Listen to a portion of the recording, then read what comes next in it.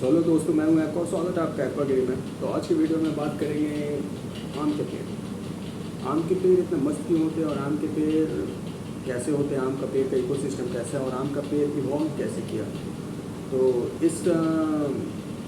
इस वीडियो में इसी के बारे में बात करेंगे कि आम का पेड़ का एवोल्यूशन कैसे हुआ। तो देखिए, आज से जब मिलियंस ऑफ ईयर्स अगो जो ट्री का इकोसिस्टम इवॉल्व कर रहा था, मतलब ट्री का जो इकोसिस्टम होता है आप जानते ही हैं, अर्थ जो है हमारा ट्री से घिरा हुआ है।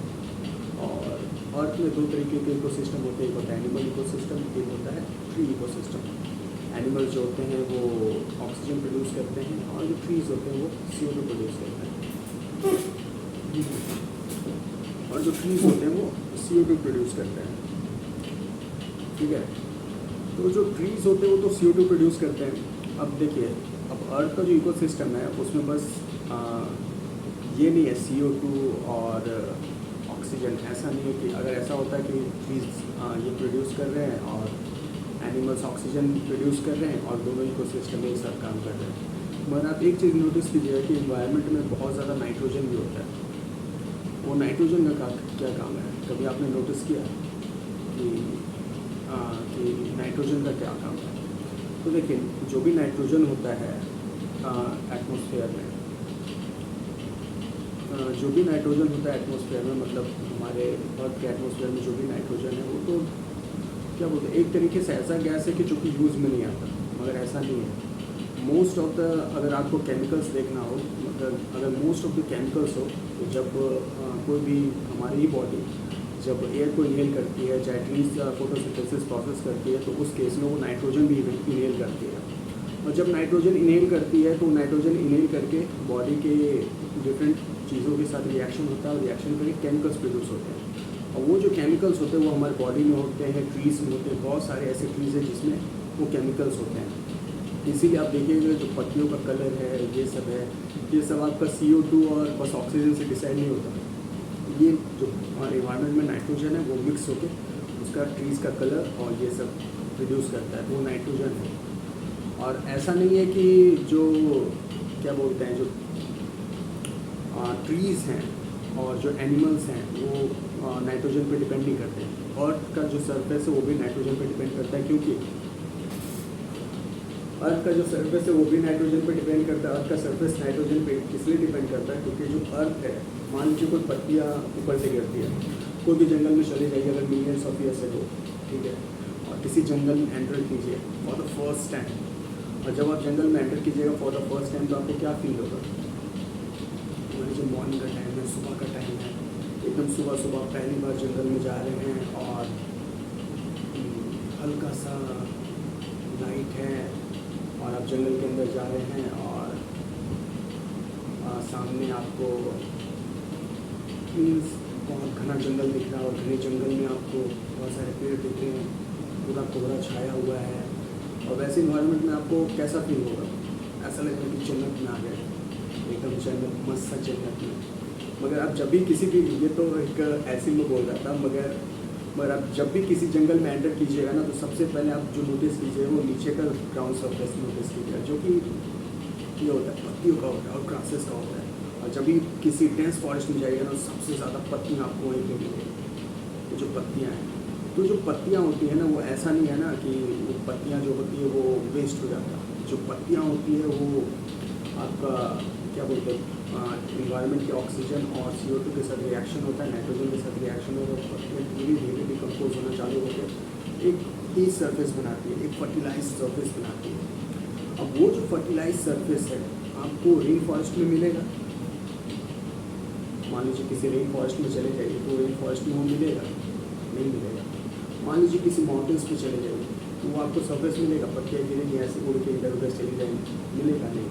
तो जब भी मिलेगा आपको ट्रॉपिकल फॉरेस्ट मिलेगा, जो कि सबसे बेस्ट फॉरेस्ट होता है ट्रॉपिकल फॉरेस्ट। अब मान लीजिए वो ट्रॉपिकल फॉरेस्ट में मिलेगा आपको, तो ट्रॉपिकल फॉरेस्ट कैसा होता है? ट्रॉपिकल फॉरेस्ट में ना ज़्यादा बारिश होगी, ना ज़्यादा ठंडी पड़ेगी, ना ज़्यादा धूप पड़ेगी। और ट्रॉपिकल फॉरेस्ट ऐसी जगह पे होता है जहाँ पे जो इक्वेटर से थोड़ा सा ऊपर है, मतलब ज़्यादा वहाँ पे ना गर्मी हो ना ज़्यादा ठंड हो, वो जो एरिया होता है उसको कहते हैं ट्रॉपिकल फॉरेस्ट। और वहाँ का जो सरफेस है, वहाँ का जो ग्राउंड सरफेस होता है वो इतना ज़्यादा, जैसे अफ्रीकन कंट्रीज़ ले लो, साउथ अमेरिका ले लो, हाँ साउथ अमेरिका ले लो, अफ्रीकन कंट्रीज ले लो, ये सब का जो सरफेस है इतना ज़्यादा क्या बोलता हूँ न्यूट्रिशियस है। यहाँ पे जब भी कोई पेड़ उगेंगे ना तो वो बहुत ही ज़्यादा न्यूट्रिशियस वाले होते हैं। मगर जो ट्रॉपिकल फॉरेस्ट होते हैं वो जो ट्रॉपिकल फॉरेस्ट में जो ट्रीज़ उगेंगे, देखिएगा हर ट्री मतलब हर इकोसिस्टम में, हर पेड़ के इकोसिस्टम में, हर ट्री के इकोसिस्टम में आपको 4 तरीके का पेड़ होता है। Tall trees, medium size tree, small trees, और फिर आते हैं ग्रासेस। तो जो वो स्मॉल साइज ट्रीज़ होते हैं, वो जो ट्रीज़ हैं वो ज़्यादातर आपको देखिएगा सब्जियां या क्या बोलते हैं फ्लावर्स, इनका इकोसिस्टम होता है वो। और ऐसे जो ग्राउंड होते हैं ना जहाँ पे आपका सबसे ज़्यादा न्यूट्रिशन है, इस एरिया में सबसे ज़्यादा आपको फ्लावर्स और क्या बोलते हैं वो सब्जियों वाला इकोसिस्टम बहुत ज़्यादा ग्रो करता है। तो सबसे ज़्यादा सब्जी आपको ट्रॉपिकल फॉरेस्ट में मिलेगी, और ये जो ट्रॉपिकल फॉरेस्ट है बहुत ज़्यादा न्यूट्रिशियस होता है और यहाँ पे आपको मिलेगी। मगर जो आम की मैं बात कर रहा था शुरुआत में, जो आम का पेड़ है, जो आम का पेड़ है, तो आम का जो पेड़ है वो सबसे ज़्यादा आपको ना ट्रॉपिकल फॉरेस्ट में मिलेगा, ना आपको क्या बोलता हूँ रेन फॉरेस्ट में मिलेगा। सबसे ज़्यादा मिलेगा आपको माउंटेनियस सॉइल में। और माउंटेनियस सॉइल में होने का कारण है, वो भी ऐसे माउंटेनियस सॉइल में नहीं, ऐसा माउंटेनियस सॉइल जहाँ पे जस्ट क्या बोलता हूँ ये हिल्स फॉर्म किए, जस्ट हिल्स फॉर्म किए। जैसे मान लीजिए जैसे हमारा बिहार है, क्योंकि जो नॉर्थ ईस्ट का, ये नॉर्थ ईस्ट से लेके ये जो हरियाणा तक का जो एरिया है, ये जो सॉइल है ना, ये आम के लिए बहुत ही मस्त सॉइल है। आम के लिए सॉइल मस्त क्यों है?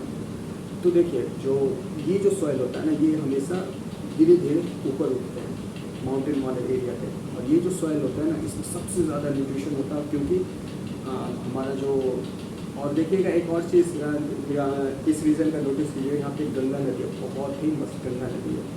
तो ये जो गंगा नदी है इसका भी पानी उसमें रहता है, सॉइल में हमेशा तो पानी रहेगा, और साथ साथ वो माउंटेन के नज़दीक है, इस कारण से उसका जितना न्यूट्रिशन है वो धीरे धीरे ऊपर उठते रहता है, और उस कारण से उसका जो सरफेस हो बहुत ही ज़्यादा न्यूट्रिशस रहता है।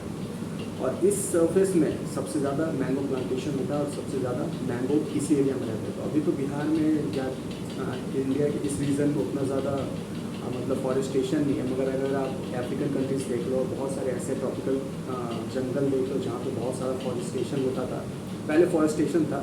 तो आम के जो पेड़ है वो ऐसी जगहों पे इवॉल्व किए, जैसे अमेज़न फॉरेस्ट है, ठीक है। तो आम के पेड़ इतने मीठे क्यों होते हैं? ठीक है, आम के पेड़ इतने मीठे क्यों होते हैं, और आम का जो फ्रूट है उसको किंग ऑफ फ्रूट्स क्यों कहते हैं? तो देखिए आम का फ्रूट को किंग ऑफ फ्रूट्स कहने का एक कारण है, और किंग ऑफ फ्रूट कहने का कारण ये है कि आम का जो फ्रूट होता है, वो दुनिया का सबसे मीठा फ्रूट है, और उसका गुठली है वो बहुत बड़ा होता है। अब बोलिएगा कि सर कि गुठली बड़ा होता है और आम का जो ये है वो बहुत ज़्यादा मीठा होता है, इस कारण से वो किंग ऑफ फ्रूट्स है। तो ऐसा नहीं कि किंग ऑफ फ्रूट्स है वो इंसानों ने बोल दिया ऐसा कि वो किंग ऑफ फ्रूट्स है, मगर वो किंग ऑफ फ्रूट्स नहीं है। वो किंग ऑफ फ्रूट्स इसलिए बोला जाता है क्योंकि वो सबसे मीठा होता है। और अगर किसी भी चीज़ को क्या बोलते हैं, किसी भी फ्रूट के इकोसिस्टम में आप देख लो, फ्रूट्स के ऊपर मैंने वीडियो बना के रखा, जाके चेकआउट ज़रूर कीजिए। किसी भी फ्रूट के इकोसिस्टम में आप किसी भी फ्रूट के इकोसिस्टम में अगर आप देख लो तो जो आम होता है वो सबसे मीठा फ्रूट होता है। और क्या बोलते हैं, एप्पल भी मीठा होता है, मगर आम जो सबसे मीठा होता है। आप पूछोगे सर मीठा क्यों होता है? तो देखो ऐसे रीज़न में जो मैंने आपको रीज़न बताया, ये ट्रॉपिकल रीज़न में, अब मान लो वो जो आम है उसका जो सीड है वो अगर नीचे फॉल आउट करेगा, और ग्राउंड वाटर है, ठीक है। तो जैसे मैंने बताया कि जैसे पत्तियाँ ये होती हैं और ग्राउंड वाटर है, और वो अगर डिकम्पोज होना स्टार्ट करेगा, अगर वो डिकम्पोज होना स्टार्ट करेगा,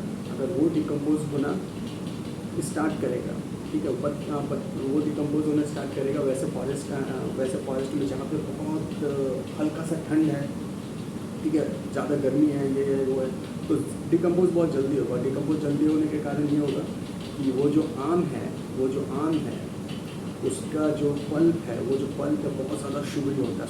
शुगरी होने के कारण ये जो एरिया है बहुत ज़्यादा सैंडी होता है। ये नहीं है ना कि आपका जो आम है वो ऐसी जगह पर होता है तो वो बहुत ज़्यादा सैंडी होता है और थोड़ा सा वहाँ पर उतना ज़्यादा ये नहीं होता है, क्या बोलता है, मतलब उतना ज़्यादा होल्ड करने के लिए अगर मान लीजिए ट्रॉपिकल फॉरेस्ट भी है तो वहाँ पे ग्रासेस नहीं है ना, तो उसको बाइंड करने के लिए कुछ तो चाहिए। पत्तियों के ऊपर भी गिरेगा तो उसका जो पल्प होता है वो पत्तियों के साथ बाइंड अप करके वो आपका एक ऐसा सरफेस तैयार कर देता है कि जो उस आम की गुठली को उगने की जगह दे। और उसके साथ साथ वो जितना भी सुगरी न्यूट्रिशन है और जितना भी उसके अंदर जो मिनरल्स हैं वो उसको दे देता है ताकि वो फिर से ट्री ग्रो कर सके, ठीक है। और जब वो ट्री ग्रो अप करता है तो फिर से वो एक मैंगो ट्री प्रोड्यूस करता है। आप पूछोगे सर मीठा होने के कारण बस इतना ही है, तो सबसे मीठा ट्री है। तो देखो मीठा होने का कारण ये नहीं है कि वो दुनिया का सबसे मीठा ट्री है। बहुत सारे ऐसे फ्रूट्स हैं ना जो बहुत मीठे हैं, मगर ऐसे ऐसे फ्रूट्स भी है ना कि जो मीठे तो हैं मगर थोड़ा सा उनका टेस्ट अलग सा लगता है। मगर मैंगो का टेस्ट सबसे दुनिया में सबसे अच्छा टेस्ट मैंगो का ही है। अब ऐसा क्यों है कि दुनिया का सबसे अच्छा टेस्ट मैंगो का ही है, और ऐसा क्यों है कि दुनिया का सबसे अच्छा टेस्ट मैंगो का ही है और बाकी सारे ट्रीज़ का टेस्ट वैसा टेस्ट नहीं आता कि जैसे मैंगो का है। तो देखो जब मैंगो का एवोल्यूशन हो रहा था तो कोई भी जो जेनेटिकल स्ट्रक्चर होता है ट्री का, जेनेटिकल उसका इन्वायरमेंट होता है ट्री का, वो और उसका जो फ्रूट्स होते हैं उसका जो जेनेटिक्स है वो डिसाइड होता है इन्वायरमेंट पे, क्लाइमेट पे। अब उसका क्लाइमेटिक कंडीशन ऐसा था कि उस क्लाइमेट में उसको वो धीरे धीरे अपना जेनेटिकल नेक्स्ट जनरेशन को जेनेटिक्स पास आउट करते रहा। तो एक कंडीशन पे आया कि उसको बहुत ज़्यादा मीठा होना ज़रूरी है और उसकी गुठलियाँ भी ऐसे हो कि थोड़ा सा वो बड़ा हो ताकि वो नीचे ग्राउंड में जाए तो थोड़ा सा क्या बोलते हैं बाइंड अप करके, वो क्या बोलते हैं ज़्यादा ग्राउंड को लेके ज़्यादा बाइंड अप करके ज़्यादा न्यूट्रिशन देके और ग्रो कर दे। तो यही कारण है कि आम जो होता है वो बहुत ज़्यादा मीठा होता है। तो यही कारण है कि आम का जो पेड़ होता है वो बहुत ज़्यादा मीठा होता है और ऐसे रीजन में ग्रो अप करता है, ठीक है।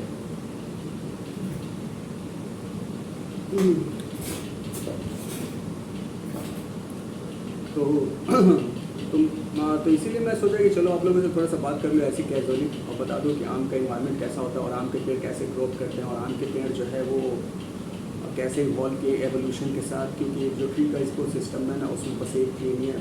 अगर आप जंगल में चले जाओ किसी भी जंगल में सुबह के टाइम पे तो आपको ऐसा फील होगा ना यार जन्नत में आ गए, घर आ गए, और ऐसा लगे कि जंगल छोड़ के जाएंगे ना, इतना मस्त जंगल का इन्वायरमेंट लगता है। तो यही है। तो सोचा कि चलो एक आप लोगों से बात भी कर लूँ और आप लोगों से को बता भी दूँ कि आम के पेड़ों ने ऐसा एवोल्यूशन भी किया। और हाँ, उसके मीठे होने के कारण थोड़ा सा ये भी है नाइट्रोजन की है, क्योंकि जो सुक्रोज फॉर्म करता है उसमें नाइट्रोजन का बहुत ज़्यादा रोल होता है। क्योंकि जो मंजर होते हैं उसमें जो मंजर होते हैं ना आम के पेड़ के मंजर देखे हो? अरे आम के पेड़ में भी फूल होते हैं, वो मीडियम साइज़ के, वो ज़्यादा बड़ा साइज़ ट्री नहीं है। बड़ा साइज़ आपको बताया था ना शुरुआत में कि वो बड़ा साइज़ ट्री नहीं है, small size tree, medium size tree है। एक होता है कि इन्वायरमेंट में सबसे बड़े साइज़ ट्री होते हैं, फिर मीडियम साइज़ ट्री, फिर स्मॉल साइज़ ट्री। वो मीडियम साइज़ ट्री है। तो जो मीडियम साइज़ ट्रीज़ होते हैं वो हमेशा ऐसे शेड में रहते हैं कि वहाँ पर बहुत ज़्यादा ऑक्सीजन रहता है। और शेड में क्यों रहता है उसके लिए मैंने अलग से वीडियो बना के रखा, आप जाके चेकआउट ज़रूर करना। मेरे यूट्यूब चैनल पर बहुत सारे वीडियोज़ ऐसी ट्रीज़ को लेकर एक बार जाके चेकआउट ज़रूर कर लेना। और तो वहाँ पे बहुत ज़्यादा ऑक्सीजन होता है और ऑक्सीजनेटेड इन्वायरमेंट में, किसी भी ऑक्सीजनेटेड इन्वायरमेंट में आपका ये होगा ना कि जो फूल होते हैं, जो फूल और पत्तियाँ होती है, एक तो पहला तो वहाँ पे आपको माइक्रोबियल ग्रोथ होने का चांस नहीं, क्योंकि हमेशा फुल ऑफ ऑक्सीजन होता है। अब बोलोगे सर फुल ऑफ ऑक्सीजन होते हैं तो उसमें माइक्रोबियल ग्रोथ होने का कारण नहीं है। तो नहीं, ऐसा नहीं है कि फुल ऑफ ऑक्सीजन होते हैं तो माइक्रोबियल ग्रोथ होने का कारण नहीं है। तो देखो माइक्रोबियल ग्रोथ क्यों होता है? माइक्रोबियल ग्रोथ क्यों होता है? कोई भी माइक्रोबियल ग्रोथ इस कारण से होता है ना, कोई भी माइक्रोबियल ग्रोथ इस कारण से, एक सेकेंड, अच्छा तो कोई भी माइक्रोबियल ग्रोथ इस कारण से होता है ना कि जब आपको क्या बोलते हैं, मान लो ट्री है, ट्री के ऊपर अगर मान लो सुगरी कोटिंग है और उसके ऊपर वाटरी सरफेस है, तो अगर वो वाटरी सरफेस है तो उसके साथ वो रिएक्शन करके वहाँ पे माइक्रोबियल ग्रोथ होता है और उसके बाद वो क्या बोलते हैं, वो इन्फेक्ट कर सकते हैं वो पेड़ के फूलों को। मगर जब आपका इन्वायरमेंट बहुत ज़्यादा ऑक्सीजनेटेड होता है, बहुत ज़्यादा ऑक्सीजनेटेड होता है, जैसे जंगलों में बहुत ज़्यादा ऑक्सीजनेटेड इन्वायरमेंट होता है, तो उस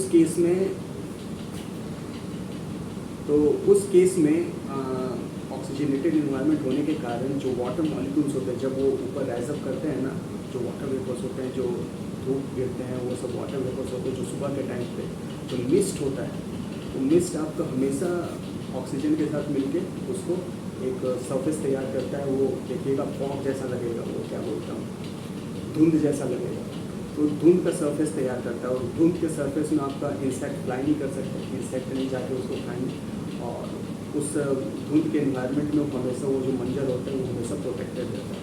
इसीलिए आप जब भी किसी भी आम के बगीचे में जाइएगा तो बहुत ठंड टाइप का लगेगा और थोड़ा सा लगेगा कि यार कितना मस्त जन्नत में आ गए हम लोग। तो यही एक कारण है कि आम के पेड़ का जो फूल होता है और उसमें नाइट्रोजन का भी बहुत बड़ा रोल है कि नाइट्रोजन जो है, अब वो धुंध है तो बस आपका मिस्ट जो है, वो फॉग जो है, वो तो बस आपका वाटर मॉलिक्यूल्स है, मतलब वाटर वेपर है जो कि ठंडा होकर ऑक्सीजन के साथ मिलकर ऐसा बना दिया है। मगर जो नाइट्रोजन है, बोलिएगा कि नाइट्रोजन का क्या रोल है, नाइट्रोजन का रोल उसका अंदर से है। नाइट्रोजन उसके अंदर जाके, बोलिए सर नाइट्रोजन क्या करता है, जो नाइट्रोजन होता है ना वही खाद एक तरीके से, क्या बोलता हूँ, और शुरू में क्या बताया था मैंने, हाँ तो क्या वीडियो चेकआउट कर ज़रूर कर देना एक बार फिर से, और जाते टाइम लाइक ज़रूर कर देना। हाँ तो नाइट्रोजन का भी बहुत ज़्यादा इंपॉर्टेंट रोल है। तो यही है आम का पेड़। अगर आपको और ज़्यादा इन्फॉर्मेशन चाहिए तो और भी बाकी वीडियोस मेरे यूट्यूब चैनल में ऊपर एक बार जाके चेकआउट ज़रूर करना। तो चलो आज की वीडियो में बस इतना ही, सोचा चलो ऐसे आके आज आपसे क्या जरूर थोड़ा सा बात कर लूँ। तो चलो आज की वीडियो में बस इतना ही, थैंक यू। और हाँ, जाते जाते मेरे वीडियो को लाइक ज़रूर करना और सब्सक्राइब ज़रूर करके जाना चैनल को। मेरा एक इंस्टाग्राम चैनल भी है AGPR करके, आप ऊपर जाके अगर डेस्कटॉप पे हैं तो ऊपर जाके आप लिंक चेकआउट कर सकते हैं, और अगर आप मोबाइल फ़ोन पे हैं तो आप मेरे प्रोफाइल पे जाके प्रोफाइल को क्लिक कीजिएगा और आपको मेरा इंस्टाग्राम का लिंक मिल जाएगा, आप जाके इंस्टाग्राम चेकआउट कर सकते हैं। तो ठीक है, चलो दोस्तों आज की वीडियो में बस इतना ही, थैंक यू।